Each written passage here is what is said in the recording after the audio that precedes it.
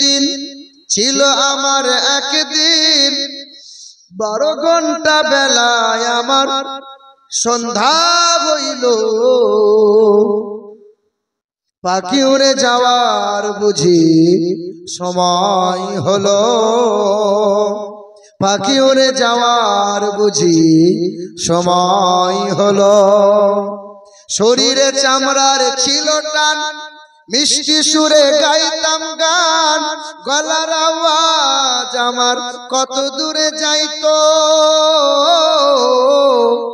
শরীরে চামড়ার ছিল টান মিষ্টি সুরে গাইতাম গান গলার আওয়াজ আমার কত দূরে যাইতো পাইকা গেল মাথার চুল কথা বলতে পরে ভুল চোখে দেখি গন্ডগোল দন্ত নড়িল পাখি উড়ে যাওয়ার বুঝি সময় হলো পাখি উড়ে যাওয়ার বুঝি সময় হলো এত সুন্দর পরিপাটি খাঁচায় আমার ছিল খাঁটি ধীরে ধীরে খাঁচায় আমার জং ধরিল এত সুন্দর পরিপাটি খাঁচায় আমার ছিল খাঁটি ধীরে ধীরে খাঁচায় আমার জং ধরিল ঘন ঘন আসে দম কানেতে শুনি কম পিছে পিছে জম আমার ঘুরতে লাগিল পাখি উড়ে যাওয়ার বুঝি সময় হলো কবে কখন কোন সময় যে এই দেহের ভিতর থেকে পাখি উড়ে যাবে আমরা কেউ জানি মুরব্বী বাপ যারা আপনাদের আর ওয়াজ শোনা লাগবে না জীবনে এইটুকু বেলা থেকে যে পরিমাণে ওয়াজ শুনেছেন এবার আমল করেন আমল নওজোয়ান যুবক যারা আমার মুরব্বী বাবাজিরা ভাইরা আমার আল্লাহ পাক রব্বুল আলামিন জানিয়ে দেন এ দুনিয়ার মানুষেরা পৃথিবীর জমিনে যত প্রাণী আছে সবাই আমি আল্লাহর নামে জিকির আজকার করে ইসাববিহু লিল্লাহি মা ফিস সামাওয়াতি ওয়া মা ফিল আরদ হা হা আসমানের প্রাণীগুলো আমি আল্লাহর নামে জিকির করে জমিনের প্রাণীগুলো আমি আল্লাহর নামে জিকির করে দরিয়ার মাঝে যত প্রাণী আছে আমি আল্লাহর নামে জিকির করে সবাই আমি আল্লাহর শরণ করে এই মানুষ শুধু বারবার ফাঁকি মারে আল্লাহ পাক জানিয়ে দেয় আমার বান্দা হলো তারা সুখে দুঃখে আমি আল্লাহকে স্মরণ করে যারা ইয়া ইবাদ ইন্না আরদি ওয়াসিআতুন ফাইয়ায়া ফাবুদুন ইয়া ইবাদ লা খাউফুন আলাইকুমুল ইয়াওমা ওয়ালা আনতুম তাহজানুন আমার বান্দা হলো তারা সর্ব অবস্থায় চলাফেরা ওঠা বসায় আমি আল্লাহকে ডাকে তারা আমার বান্দা হলো তারা ছেলে মেয়ের বুকে কোরআন ধরিয়ে দেয় যারা আমি আমার বান্দা হলো তারা সর্ব অবস্থায় আমি আল্লাহকে স্মরণ করে যারা মাকাই ভুট্টা চাষ হয় আর আমাদের বর্তমান ডিস্ট্রিক্টে ধানের খুব বিখ্যাত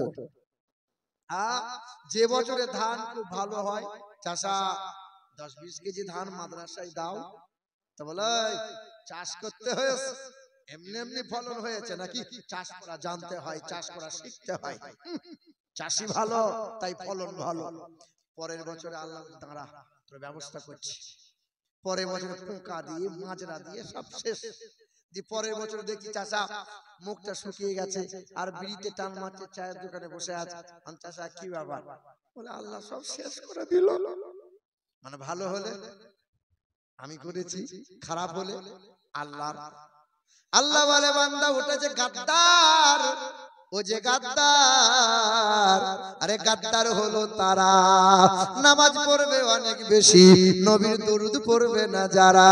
আমার গাদ্দার নেমো খারাপ হলো ওরা। আমি আল্লাহর নিয়ামত ভোগ করে অথচ আল্লাহকে বুড়ো আঙুল দেখায় যারা। এ মুসলমান বাবারা ভাইরা আমার, আল্লাহ পাক বলে বান্দা ইয়া আইয়ুহাল্লাযীনা আমানু তাকুল্লাহ, আমাকে ভয় করো, ভয় করার মতো ভয় করো, ভয় করার মতো ভয় করো। ছেলেটা মেয়েটা বাপ মাকে ভয় করে, কারণ বাপ মায়ের সামনে অন্যায় করে না, বাপ মায়ের কাছে শাসন আছে। ওই ছাত্রটা মাস্টারের সামনে অন্যায় করে না, কারণ মাস্টারের হাতে বেতের বাড়ি আছে। বলো দুনিয়ার মানুষেরা, আমরা আল্লাহকে ভয় করি কি করি না? কথা বলেন না কেন? আমরা যদি আল্লাহকে ভয় করলাম তবে বেনামাজি কেমনে রইলাম? আমরা যদি আল্লাহকে সত্যিই ভয় করলাম তবে সুদের কারবারটা কেমনে করলাম বলো? আমরা যদি আল্লাহকে ভয় করলাম ছেলের বিয়েতে ডিজে গান কেমনে বাজলো বলো? আমরা যদি আল্লাহকে ভয় করলাম তাহলে বিবিটাকে পেট বার করে পঞ্চায়েতের ব্যাংকে কেন পাঠাইলে বলো?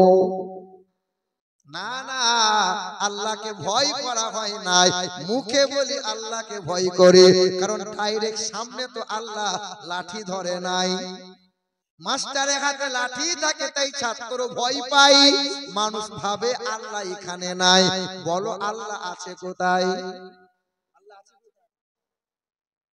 কেউ বলে মসজিদে আছে, কেউ বলে মাদ্রাসায় আল্লাহ আছে। আর আল্লাহ পাক রব্বুল আলামিন জানিয়ে দেয় ওয়া নাহানু আকরাবু ইলাইহি মিন হাবলিল ওয়ারিদ, আমি আল্লাহ তোমার নিকটে আছি, ঘরের রগটা যতটা নিকটে তার চাইতেও নিকটে আমি আল্লাহ। আমি আল্লাহকে ভয় করো, কারণ তোমার কাছে আছি আমি আল্লাহ। হানাফি মাযহাবের মানুষ, তাই তো নাকি?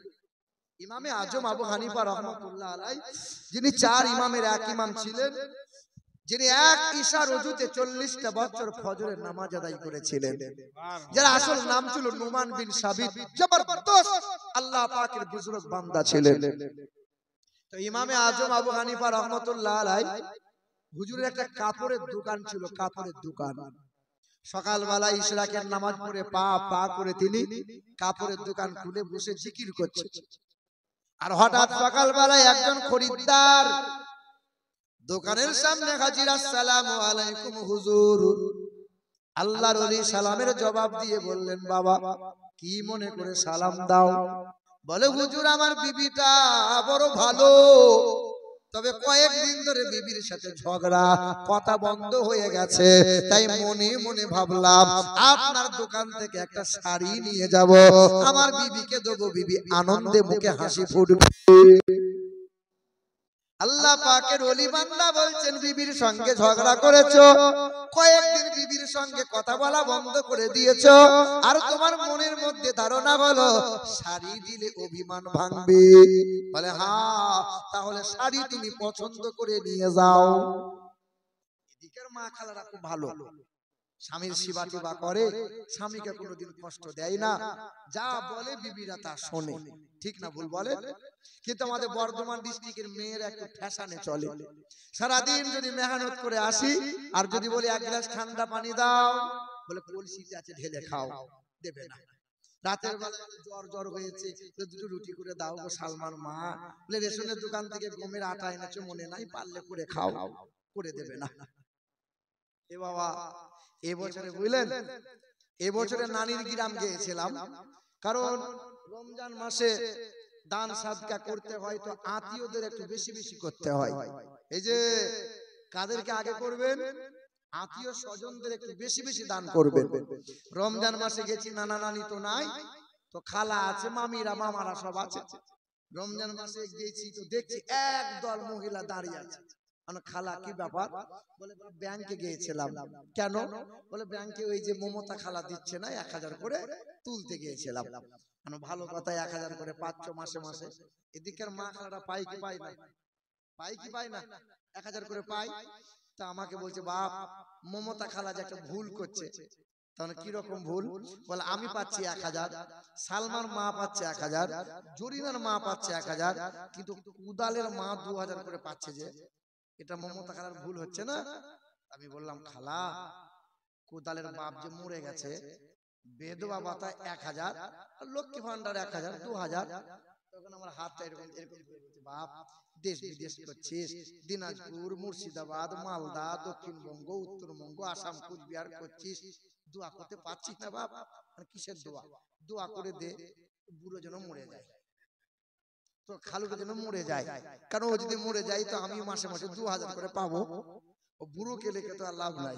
এ বাবা, ইউটিউবাররা শুনে রেখে দাও, তোমরা বর্তমানে আপনি লক্ষ্য করে দেখেন, কোন মহিলা হার্ট অ্যাটাক করে মারা যায়, শুনেছেন? মারা যায় না, কিন্তু 100-এর মধ্যে 98টা পুরুষ হার্ট অ্যাটাক করে মারা যায়। কেন? ওর জ্বলনে, ওর অত্যাচারে ও এত পরিমাণে মানসিক প্রেশান করে দেয়, এই বুড়োটা অতি অল্প দিনে মারা যায়। কি বলছেন বলেন? তবে যদি এ বাবা নতুন নতুন যারা বিয়ে করেছো, সুখে যদি সংসার করতে চাও, তো বিবিদের 3টে কথা কোনোদিন ভুলেও বলিও না। কটা কথা?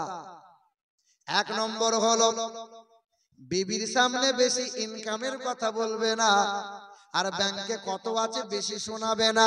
যত বেশি শোনাবে তত কোলা ব্যাঙের মতো ফুলবে, আর তোমার সংসারে ম্যানেজারিটা ওই করবে। 2 নম্বর হলো, তোমার বিবিকে জীবনে যেন তোমার গোপন কথা কোনোদিন বলিও না। গায়ে হাত বোলাবে, আর আদর পেয়ে যদি গোপন কথা কোনোদিন বলে দাও, ওই কথা দিয়ে খোঁটা এমন করে দেবে, কলিজা সেদ্ধ করে দেবে। আর 3 নম্বর হলো, বিবির সামনে কোনোদিন অন্য মহিলার সুনাম যেন করিও না। হ্যাঁ, এই মানে সময় পার করেছে, বুঝলেন? একদিন বাড়িতে মানে সালমার মাকে বলছি, জানো বড় ভাবে রান্না টানা সাংঘাতিক রান্না, ব্যাস এতটুকু, রান্না ভালো। বিবির সামনে শুধু বলেছি রান্না ভালো। রাতের বেলায় শুয়েছে, গায়ে হাত দেবে না, গায়ে হাত দেবে না, কি হয়েছে বল না, গায়ে হাত দেবে না। সকাল বেলায় ওপর মহলে ফোন লাগিয়েছে, মানে শাশুড়িকে ফোন, তো শাশুড়িকে বলছে তোমার জামাই না ফেঁসে গেছে। কিরকম? আমি এতদিন তোমাকে বলছিলাম, তুমি বিশ্বাস করছিলে না, দেখো গা তোমার জামাই ভাবির সাথে ফেঁসে গেছে। কিছুই নাই, শুধু বলবে রান্না ভালো। মানে বিবির সামনে অন্য মহিলার সুনাম যদি করে দাও, ও তোমাকে ফাঁসিয়ে ছাড়বে। কি বলছেন বলে? 3টে কথা ভুলেও বলিও না। মুসলমান বাবারা, ভাইরা আমার, ও আমার মা বোনেরা, আল্লাহকে ভয় কারে বলে শোনেন। ইমামে আজম আবু হানিফা রাহমাতুল্লাহ আলাইহি হুজুরের দোকানের সামনে খরিদ্দার বলছেন, হুজুর আমার বিবির জন্য একটা শাড়ি নিয়ে যাব। আল্লাহ পাকের ওলি বান্দা বলছেন, বাবা তুমি নিজে পছন্দ করো আর তোমার বিবির জন্য শাড়িটা নিয়ে যাও। ওই মানুষটা পছন্দ করে একটা শাড়ি পছন্দ হয়ে গেল। শাড়িটা পছন্দ করি পা করে বিবির কাছে নিয়ে গেল। বিবির গায়ে হাত বুলাইয়ে বলে, বিবি তোমার জন্য পছন্দ করে শাড়ি নিয়ে এলাম। বিবি তো খুশিতে বাগে বাগ।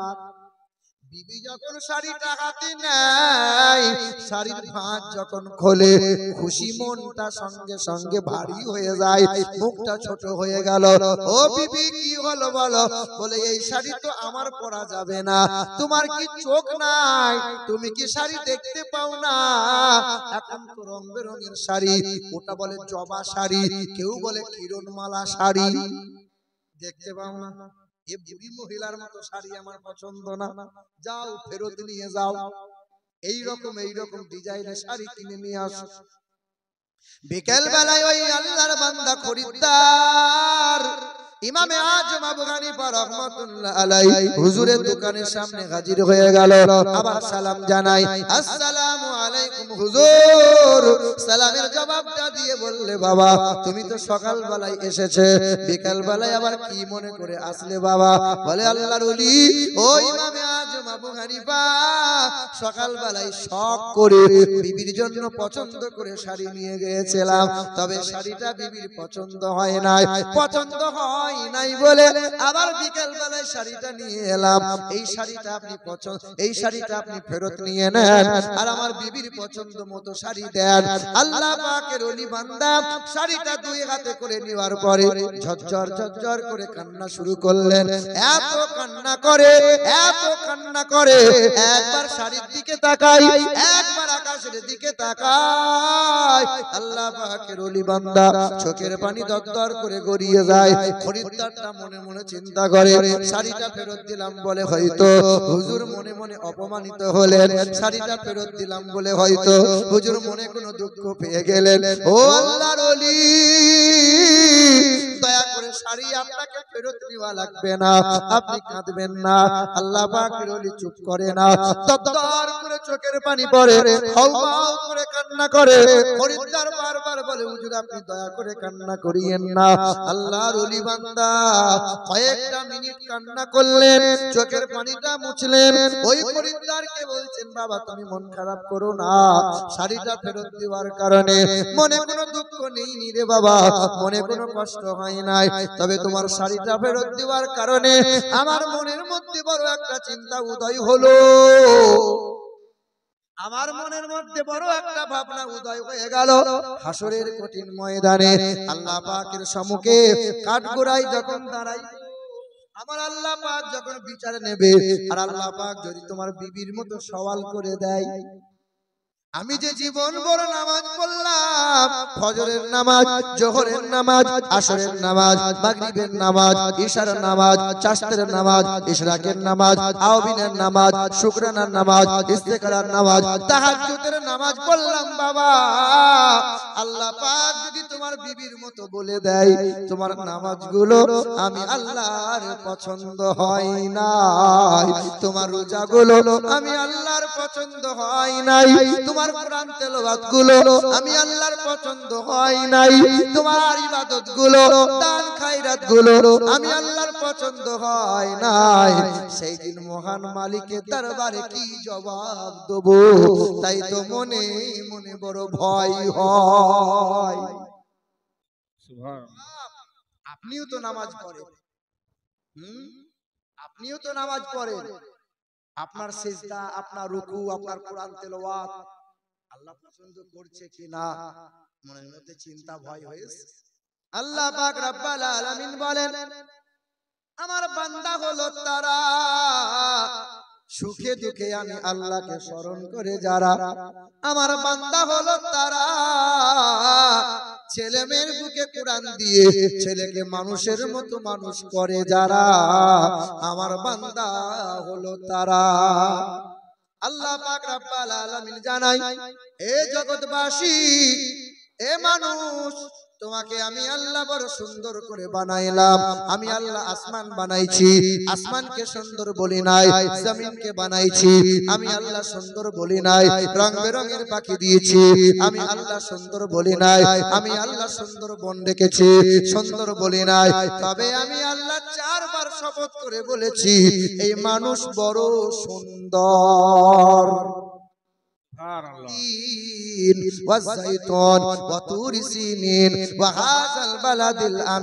আল্লাহ পাক রব্বুল আলামিন এ জগৎবাসী শুনে রেখে দাও, আমি আল্লাহ তিন নামক ফলের শপথ খাই, জাইতুন ফলের শপথ খাই, সিনা পর্বতের শপথ খাই, মক্কা নগরীর শপথ করি, চারবার শপথ করে আমার আল্লাহ বলেন লাকাদ খালাকনাল ইনসানা ফি আহসানি তাকবীর, আমি আল্লাহ যারে সুন্দর করে বানাইলাম তারা হলো মানুষ। তবে হ্যাঁ আমি আল্লাহ মানুষকে সুন্দর করে বানাইলাম, মানুষ যাতে সুন্দর হয়ে আমার কাছে ফিরে আসতে পারে, তাই তো আমি আল্লাহ পাক পৃথিবীতে নবী পাঠাইলাম।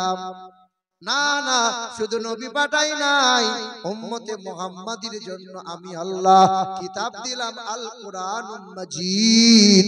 কোরআন পড়ো, জীবনটাকে সুন্দর করো, কোরআন বুকে নাও, কোরআন চুমা দাও, কোরআনটাকে আঁকড়ে ধরো, কোরআনটাকে বুকে জড়িয়ে নাও, কোরআন শোনো।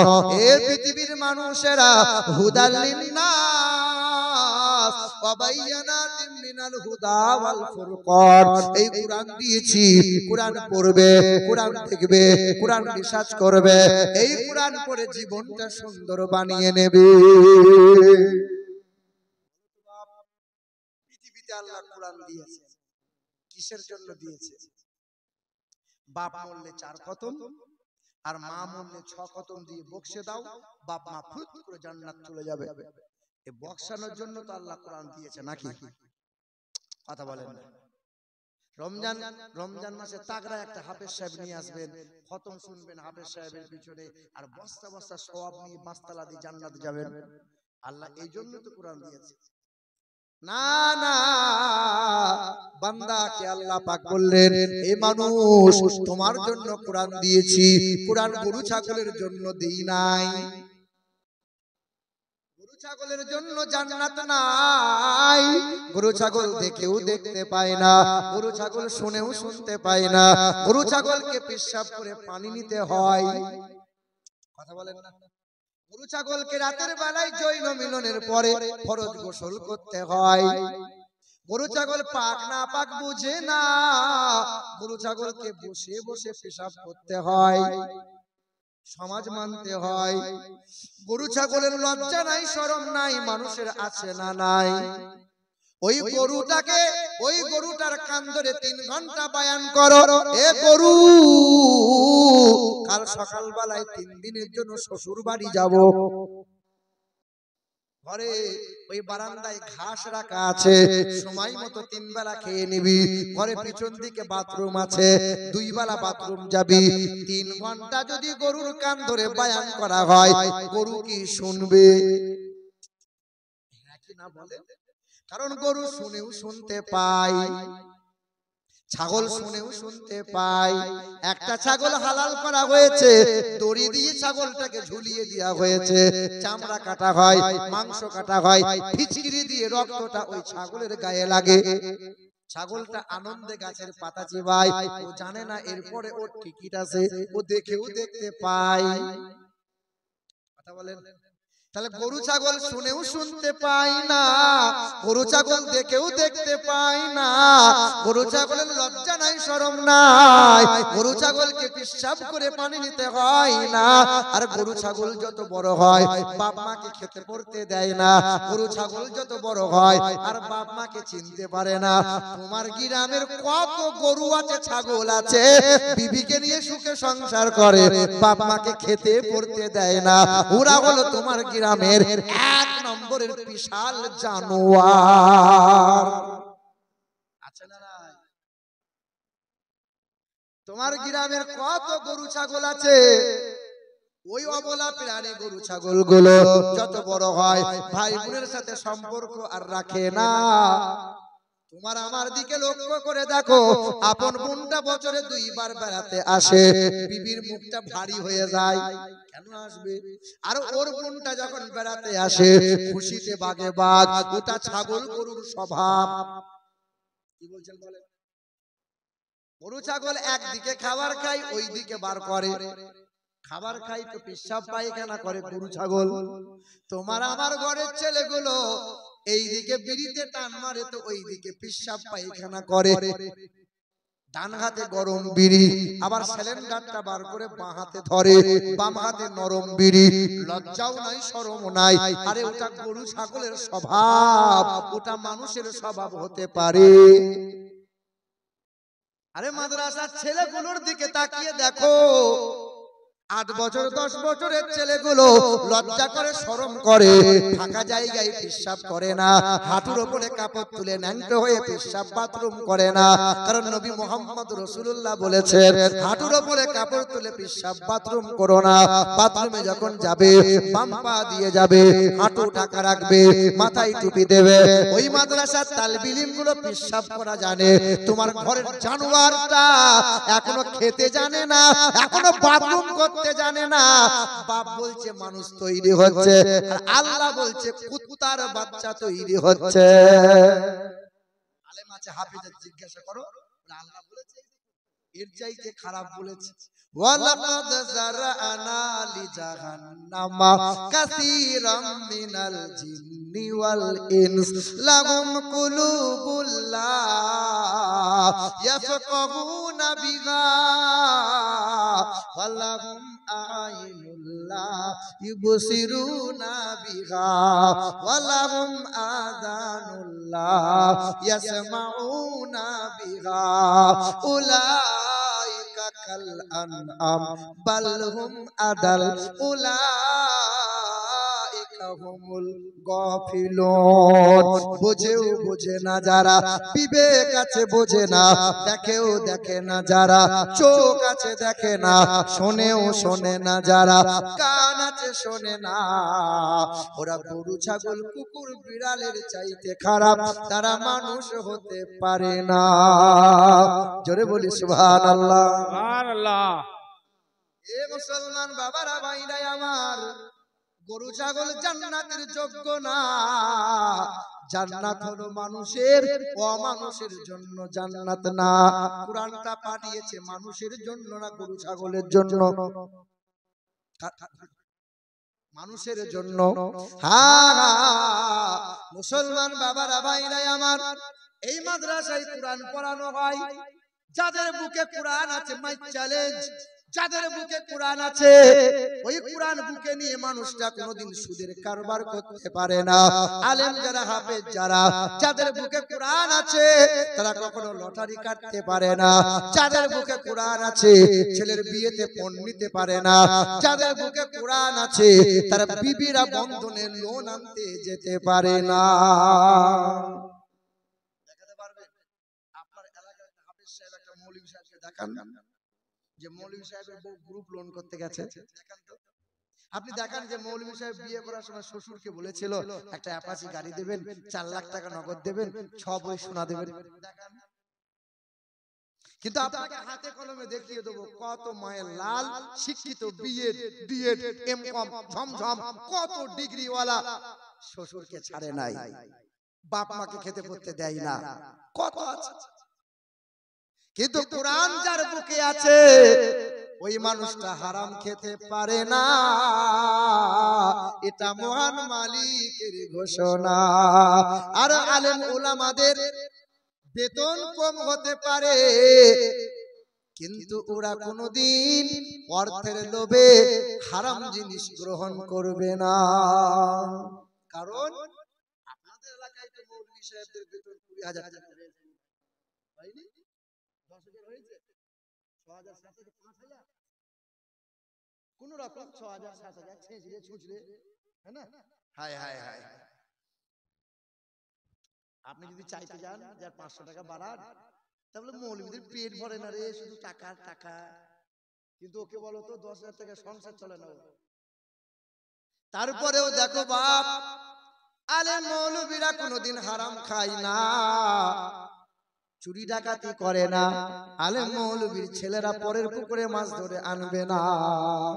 কারণ আল্লাহ পাক বলেন, আল্লাহ পাকের কালাম আছে যারা, আল্লাহ পাকের শুকরিয়া আদায় করে যারা, আমি আল্লাহ বেহিসাব রুজি দিই, অভাব কখনো পাবে না তারা। সুবহানাল্লাহ। কুল্লামা দাখালা আলাইহা যাকারিয়াল মিহরাব ক্বালা ইয়া মারইয়ামু আন্না লাকি হাযা ক্বালাত হুয়া মিন ইনদিল্লাহ ইন্নাল্লাহা ইয়ারযুকু মান ইয়াশাউ বিগাইরি হিসাব। যাকারিয়া নবী গেলেন, মা মারইয়ামের দরজা তালা খুললেন, দরজাটা খুললেন, জানালাটা খুললেন। যাকারিয়া ফেলফেলিয়ে চেয়ে দেখছেন, মারিয়ামকে বলছে, মারিয়াম রং বেরঙের ফলগুলো কে তোরে দিল বল? এ মারিয়াম তোকে লুকিয়ে লুকিয়ে খাবার কে খাওয়াই বল? মারিয়াম বলে, মামা জান আপনি তো তালা মেরেছিলেন, আপনি জানালা দরজা বন্ধ করেছিলেন। ও যাকারিয়া নবী, মা মারিয়াম বলেন, ক্বালাত হুয়া মিন ইনদিল্লাহ, আমি যে আল্লাহর ইবাদত করি, আমার আল্লাহ ইন্নাল্লাহা ইয়ারযুকু মান ইয়াশাউ বিগাইরি হিসাব, আমার আল্লাহ বেহিসাব রুজি দেয়। আল্লাহ